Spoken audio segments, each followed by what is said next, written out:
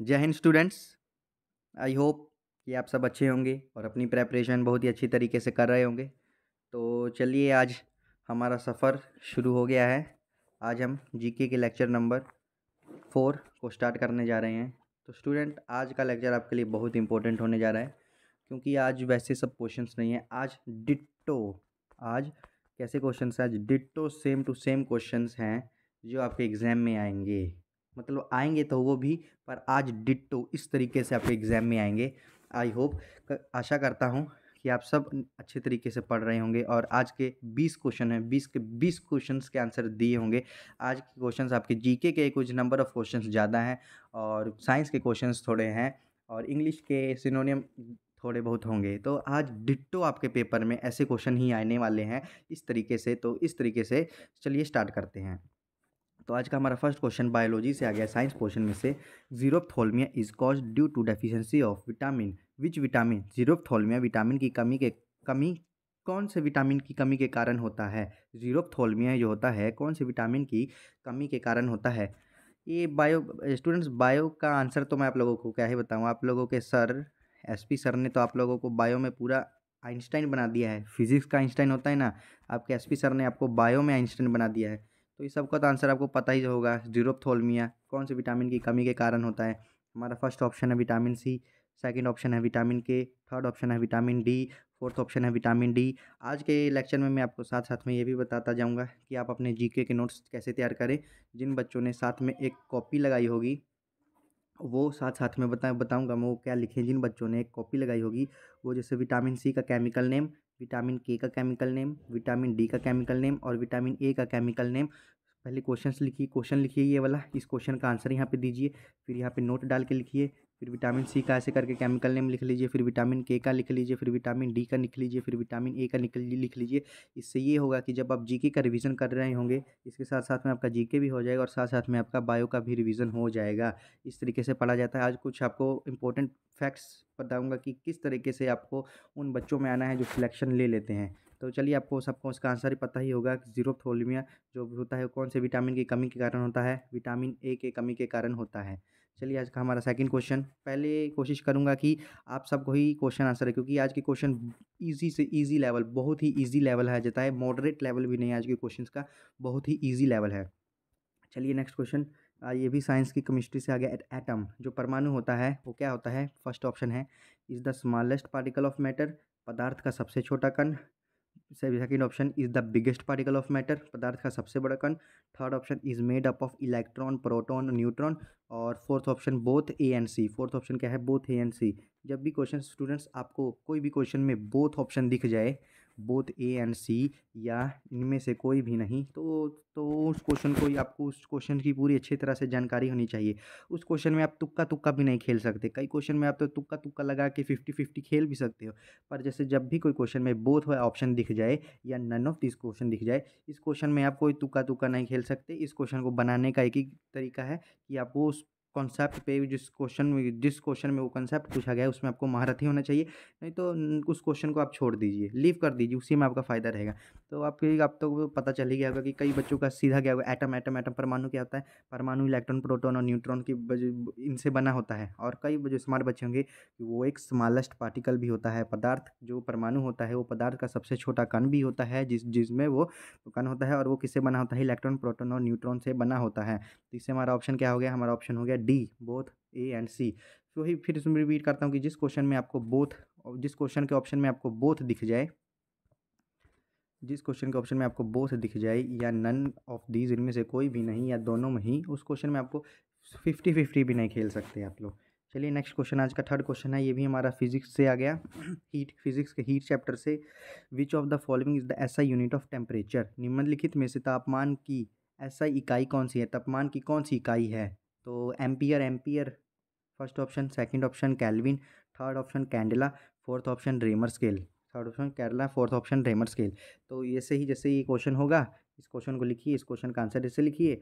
Ampere के बारे में कुछ 2-3 पॉइंट लिख लीजिए, कैल्विन के बारे में 2-3 कुछ पॉइंट लिख लीजिए, कैंडेला के बारे में 2 पॉइंट लिख लीजिए, इन सब के डायमेंशन फार्मूला लिख लीजिए, इन सब का कोई यूनिट है वो लिख लीजिए। रेमर स्केल भी एक जो होता है, ये टेम्परेचर मापा जाता है, इसका वैल्यू लिख लीजिए। रेमर स्केल का बॉइलिंग पॉइंट से लेके फ्रीजिंग पॉइंट तक इसका वैल्यू लिख लीजिए।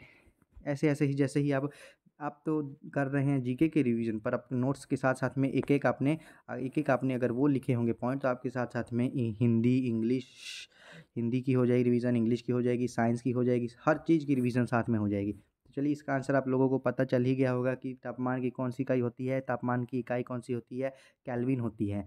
तो सब अपने नोट्स में, कमेंट तो आप सब करते नहीं हो, सब अपने नोट्स में एम्पियर का, कैंडेला का और रिमर स्केल का कुछ कुछ पॉइंट लिख लीजिए। अगर जिसको नहीं पता चलता है तो वो कमेंट में मैसेज कर दीजिएगा, हम लोग टेलीग्राम में कुछ इंपॉर्टेंट पॉइंट्स सेंड कर देंगे। चलिए नेक्स्ट क्वेश्चन आज का जीके का हो गया। ये क्वेश्चन तो हर बच्चों को आता ही होगा।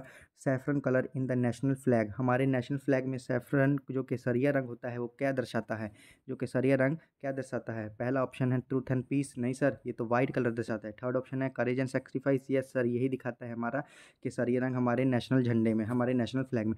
फोर्थ ऑप्शन है faith and chivalry and third option है faith and chivalry and fourth option है नन ऑफ दीज। वही मैंने जैसे कहा, जिस ऑप्शन में आपको नन ऑफ दीज दिख जाए या बोथ दिख जाए, उसमें आप तो 50-50 भी नहीं खेल सकते, क्योंकि आपको उस क्वेश्चन के बारे में पूरी अच्छी तरह से जानकारी नहीं है, या आप वो लगाएं और आंसर हो नन ऑफ दीज, तो इसका आंसर आप सबको पता चल ही गया। तो बच्चे बच्चे को ही पता होगा कि हमारे नेशनल झंडे में, हमारे नेशनल फ्लैग में जो केसरिया रंग होता है वो क्या दर्शाता है, वो साहस और पवित्र को दर्शाता है, वो साहस और पवित्र को दर्शाता है। चलिए आज के नेक्स्ट क्वेश्चन की तरफ बढ़ते हैं। करेंसी ऑफ स्पेन, स्पेन की मुद्रा, करेंसी ऑफ स्पेन, स्पेन की मुद्रा, मुद्रा स्पेन की कौन सी है बताइए? First option euro, second option dollar, third option peso, fourth option pound. बताइए। ये पाउंड की लिख लीजिए, पाउंड, पाउंड इंग्लैंड में होती है पाउंड की, पीसो होती है अर्जेंटीना की, डॉलर होती है स्पेन की, डॉलर किसकी होती है? स्पेन की होती है डॉलर। यूरो आप सब लिखिएगा, यूरो कौन सी कंट्री की मुद्रा है, कौन सी कंट्री की करेंसी है यूरो? आप सब अपनी कॉपी में लिख लीजिएगा, ये कमेंट में आंसर दे दीजिएगा। चलिए नेक्स्ट क्वेश्चन आज का, हमारा नेक्स्ट क्वेश्चन क्या है? Pariyar national park is located in, Pariyar, जैसे स्टूडेंट्स आज से आने वाले ये नेशनल पार्क वाले क्वेश्चन, थोड़े पॉलिटी के क्वेश्चन और थोड़े ये जीके के क्वेश्चंस, आज से आने वाले 5 से 6 लेक्चर में इस पे फोकस कर लीजिएगा। ये तीन जो मैंने अभी आपको सब्जेक्ट के नाम बताए, थोड़े नए करेंसी, ये थोड़े करेंसी वाले क्वेश्चन, थोड़े नेशनल पार्क वाले क्वेश्चन और थोड़े पॉलिटी के क्वेश्चन और थोड़े ये जैसे जीके के क्वेश्चंस होंगे, इसमें आप थोड़े ज़्यादा फोकस करिएगा, क्योंकि ये डिट्टो सेम टू सेम ऐसे ही फंसने वाले हैं आपके एग्जाम में। चलिए इसका फर्स्ट ऑप्शन क्या है? परियर नेशनल पार्क कहाँ पर स्थित है? फर्स्ट ऑप्शन है तमिलनाडु, सेकंड ऑप्शन है केरला, थर्ड ऑप्शन है आंध्र प्रदेश, फोर्थ ऑप्शन है कर्नाटका। तो आपका परियर नेशनल पार्क कहाँ पर स्थित है? परियर नेशनल पार्क सर हमारा है केरला में स्थित है। परियर नेशनल पार्क कहाँ पर स्थित है? परियर नेशनल पार्क केरला में स्थित है। चलिए नेक्स्ट क्वेश्चन की तरफ बढ़ते हैं। Next question, the famous Nek Chand rock garden is located in, प्रसिद्ध नेकचंद का रॉक गार्डन कहाँ है? ये तो हर बच्चा अपने छोटे होते से ही पढ़ता आ रहा है। जो रॉक गार्डन होता है, रॉक गार्डन में कौन से, रॉक गार्डन में, इस गार्डन में क्या चीज़ है? इस गार्डन में फूल है, क्या है? फ्लावर है। इस गार्डन में हर तरह के फ्लावर पाए जाते हैं। इस गार्डन में क्या पाए जाते हैं? हर तरह के फ्लावर पाए जाते हैं। और जिस गार्डन में हर तरह के फ्लावर पाए जाते हैं, उस गार्डन का क्या नाम है? Famous Nek Chand rock garden. और ये गार्डन कहाँ पर है? ये गार्डन सर चंडीगढ़ में है। ये गार्डन कहाँ पर है? ये गार्डन चंडीगढ़ में है। ये गार्डन कहाँ पर है? ये गार्डन चंडीगढ़ में है। चलिए नेक्स्ट क्वेश्चन की तरफ बढ़ते हैं। साथ साथ में अगर आपको कुछ इंपॉर्टेंट पॉइंट लग रहे होंगे, आप खुद लिखिएगा, अब मैं नहीं बताऊंगा। जिस क्वेश्चन जो बहुत बहुत ज़्यादा इंपॉर्टेंट होगा ना, उस क्वेश्चन का पॉइंट मैं बताऊंगा। या जैसे ये क्वेश्चन हो गया, इसका प्रीवियस क्वेश्चन हो गया, उसमें आप खुद लिखिए, किसी भी क्वेश्चन को मत छोड़िए, क्या पता कहीं से भी क्वेश्चन आ सकता है। चलिए नेक्स्ट क्वेश्चन की तरफ बढ़ते हैं। हमारा आज का नेक्स्ट क्वेश्चन है, the United nation UN was founded, संयुक्त राष्ट्र संघ की स्थापना। हाँ, और एक और भी आने वाले, ये संयुक्त राष्ट्र संघ और भी यूनेस्को हो गया, ये सब इनकी आपको आने वाले क्वेश्चंस में आपको होंगे, उसकी टेंशन मत लीजिए, बस आप अपना नोट्स बनाते जाइएगा और अच्छी तरह से मेहनत से पढ़ते जाइएगा। तो यूनाइटेड नेशन कब फाउंडेड हुआ? 1942 में, 1943 में, 1945 में या 1946 में? तो यूनाइटेड नेशन का फाउंड हुआ, यूनाइटेड नेशन हमारा संयुक्त राष्ट्र संघ की स्थापना हुई 1945। इसको आप ऐसे याद कर लीजिए, 1947 में हमारा इंडिया आज़ाद हुआ और 2 साल पहले ना यूएन की स्थापना हुई। यूएन की, यूनियन मतलब यूनाइटेड नेशन, हिंदी में संयुक्त राष्ट्र संघ की स्थापना हुई। नेक्स्ट क्वेश्चन ये भी साइंस से आ गया आपका, केमिस्ट्री से। Which is the most reactive metal, कौन सा रिएक्टिव मेटल है? तो सबको आपको पता ही होगा, potassium is the most reactive metal. In options में, इन ऑप्शन के आधार पर पोटेशियम ज़्यादा रिएक्टिव मेटल है। नेक्स्ट क्वेश्चन आज क्या, आज का हमारा नेक्स्ट क्वेश्चन है फिर हीट, थर्मामीटर से आ गया, हीट से आ गया। A temperature is use to measure, thermometer sorry, a thermometer is use to measure. जो आप थर्मामीटर करते हैं, हर बच्चे ने लगाया ही होगा थर्मामीटर। वो क्या मेज़र करता है? वो हीट मेज़र करता है, या थर्मल इंडक्टेंस मेज़र करता है, या फायर मतलब कि आग मेज़र करता है, कि आपका बॉडी का टेम्परेचर? यस सर, जो थर्मामीटर होता है हमारे बॉडी का टेम्परेचर मेज़र करता है। तो चलिए ये बताइए, टेम्परेचर मेज़र करता है हमारी बॉडी का नॉर्मल टेम्परेचर। हमारी बॉडी का नॉर्मल टेम्परेचर कितना होता है बताइएगा। कमेंट तो आप लोग करते नहीं हैं, अपने नोट्स में लिख लीजिएगा कि हमारी बॉडी का नेचुरल नॉर्मल टेम्परेचर कितना होता है। और ये भी लिख लीजिएगा कि टेम्परेचर की एसआई यूनिट क्या होती है, टेम्परेचर की सीजीएस यूनिट क्या होती है, टेम्परेचर का डायमेंशन फार्मूला क्या होता है। ये भी सब लिख लीजिए। मैं आपको इसलिए नहीं लिखा रहा क्योंकि ये हमारी जीके की क्लास है, फिर मैं इस तरफ बढ़ जाऊँगा तो आप बोलोगे कि सर जीके के नाम पे आप फिजिक्स पढ़ा रहे हो, केमिस्ट्री पढ़ा रहे हो। आप लोगों का रिस्पॉन्स तो आगे ही देख ही लिया है कैसा आ रहा है। चलिए इस पे बात नहीं करते, नेक्स्ट क्वेश्चन पर बढ़ते हैं। ऐसा unit of electric charge, electric charge का ऐसा यूनिट क्या है? या एम्पियर है या कूलम है? ये आप आंसर देंगे मुझे। इलेक्ट्रिक चार्ज का ऐसा यूनिट एम्पियर है या कूलम है? ये आप मुझे आंसर दीजिएगा, अपने कमेंट सेक्शन में दीजिएगा। नहीं, जिस बच्चे को कमेंट सेक्शन लिखने में शर्म आती है, शर्म इसलिए बोल रहा हूँ क्योंकि आप सब कमेंट करते ही नहीं हो, ये आती है, ये वो अपनी कॉपी पर लिख लीजिएगा। चलिए next question, when was Mahatma Gandhi assassinated, Mahatma Gandhi ji की मृत्यु कब हुई थी?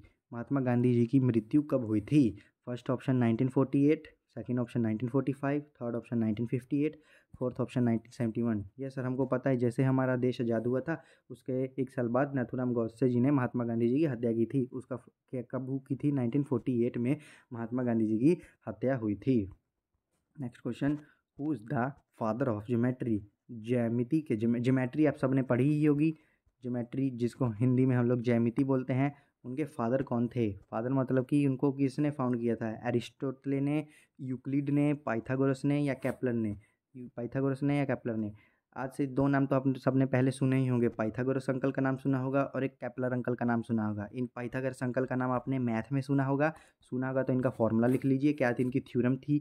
और केपलर अंकल का नाम आपने लोगों ने जियोग्राफी में सुना होगा, जियोग्राफी में और फिजिक्स में सुना होगा। तो क्या था इनके ला? केपलर के कितने ला थे? केपलर के 3 ला थे। ये भी आप साइट में अपने लिख लीजिएगा। अगर नहीं पता होगा कि सर केपलर के कौन से 3 लॉ थे तो बता दीजिएगा, नेक्स्ट वीडियो में इसको भी कवर कर लिया जाएगा। तो इसका आंसर क्या है? ज्योमेट्री के जनक कौन है? यूक्लिड है। ज्योमेट्री के जनक कौन है? यूक्लिड है। ज्योमेट्री के जनक कौन है? ज्योमेट्री के जनक यूक्लिड हैं। हमारा next question, who is the known as, ये तो बच्चे को इस आज के सेशन का सबसे इजी क्वेश्चन, आज के सेशन का सबसे इजी क्वेश्चन है ये। जिस बच्चे को ये नहीं आता तो बेटा आपको मेहनत करने की बहुत सख्त ज़रूरत है। तो क्वेश्चन पढ़ता हूँ, who is known as the father of constitution, संविधान का जनक किन्हें कहा जाता है? संविधान का जनक किन्हें कहा जाता है? ये तो हर एक छोटे बच्चे को भी पता है कि संविधान का जनक डॉक्टर बी.आर. अम्बेडकर जी को कहा जाता है। संविधान का जनक डॉक्टर बी.आर. अम्बेडकर जी को कहा जाता है। नेक्स्ट क्वेश्चन हमारा कौन सा है? ये हिस्ट्री से आ गया। ये आपका वैदिक सिविलाइजेशन में आ गया, आपका वैदिक सिविलाइजेशन में आ गया, वैदिक काल में से आ गया, वैदिक सभ्यता में से आ गया। Oldest text in the world, दुनिया का सबसे पुराना पाठ कौन सा है? ओल्डेस्ट टेक्स्ट ऋग्वेद है, सामवेद है, यजुर्वेद है, या अथर्ववेद है? जी, दुनिया का सबसे पुराना पाठ कौन सा है? ऋग्वेद है। हिंदी में इसको वेदा बोलते हैं, इंग्लिश में लिखेंगे, बोलेंगे वेद पर लिखेंगे वेदा, और हिंदी में वेदा नहीं, हिंदी में लिखेंगे वेद। ये तो प्रोनाउंसिएशन आप सबको आती ही होगी कि हिंदी और इंग्लिश में कैसी होती है और लिखते इसको कैसे हैं।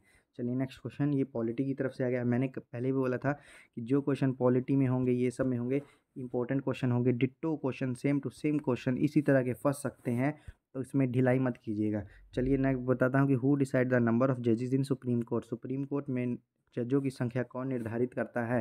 सुप्रीम कोर्ट में जजों की संख्या कौन निर्धारित करता है? स्टेट गवर्नमेंट करती है, प्रेसिडेंट करता है, गवर्नर करता है, या पार्लियामेंट करता है? सर हमको पता है, इनकी संख्या का निर्धारण कौन करता है? इनकी संख्या का निर्धारण प्रेसिडेंट करता है। चलिए प्रेसिडेंट करता है। चलिए मुझे बता दीजिए गवर्नर का बारे में, आरबीआई का गवर्नर किसका हेड होता है? गवर्नर किसका हेड होता है? मैंने बताया था गवर्नर किसका हेड होता है। चलिए मैंने तो आंसर ही बता दिया, आरबीआई, आरबीआई का हेड होता है गवर्नर। तो मैंने बोला था कि प्रेजेंट गवर्नर कौन है, प्रेजेंट गवर्नर कौन है ये आप बताइएगा। नेक्स्ट क्वेश्चन की तरफ बढ़ते हैं। ये जीके के क्वेश्चन है, इस तरह के क्वेश्चन को आप बिल्कुल छोड़िएगा मत, याद करके रखिएगा। हम उसको याद करवाने के लिए हम आपके साथ ही जुड़े हुए हैं। Which cave is situated in Maharashtra? Maharashtra में कौन सी गुफा सिचुएटेड स्थित है? बोरा है, इलोरा है, बदमाई है, अमरनाथ है। अमरनाथ का नाम आपने सुना होगा, तो अमरनाथ तो महाराष्ट्र में नहीं है, ऊपर है। महाराष्ट्र में कौन सी स्थित है? इलोरा। महाराष्ट्र में कौन सी स्थित है? इलोरा केव, इलोरा केव स्थित है। महाराष्ट्र में कौन सी स्थित है? कौन सी स्थित क्या है सर? महाराष्ट्र में कौन सी गुफा स्थित है? इलोरा। कौन सी? इलोरा। चलिए हमारा आज का सेकंड लास्ट क्वेश्चन है, abscond, सिनोनियम of abscond, सिनोनियम of abscond. Sir इसको कैसे बताएं, ये तो हमने नाम भी नहीं सुना। आज तो आपने पिक भी नहीं लेके आए। अगर पिक्चर लाते तो थोड़ा बहुत अपना दिमाग चला लेते, जो हमारे पास नहीं है। आज फिर कैसे इसको चलाएं? चलिए मैं बताता हूँ। एब्सकॉन्ड, एब्सकॉन्ड, कॉन्ड से आपको याद नहीं आ रहा? कांड, कॉन्ड से कांड।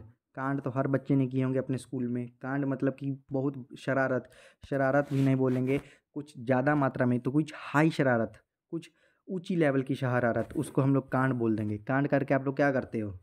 कांड करके क्या कर देते हो सर? भाग जाते हैं। कांड करके क्या करते हो सर? हम लोग कांड करके भाग जाते हैं। तो बस ऑप्शन इसका हिंदी मीनिंग क्या हो गया एब्सकॉन्ड का?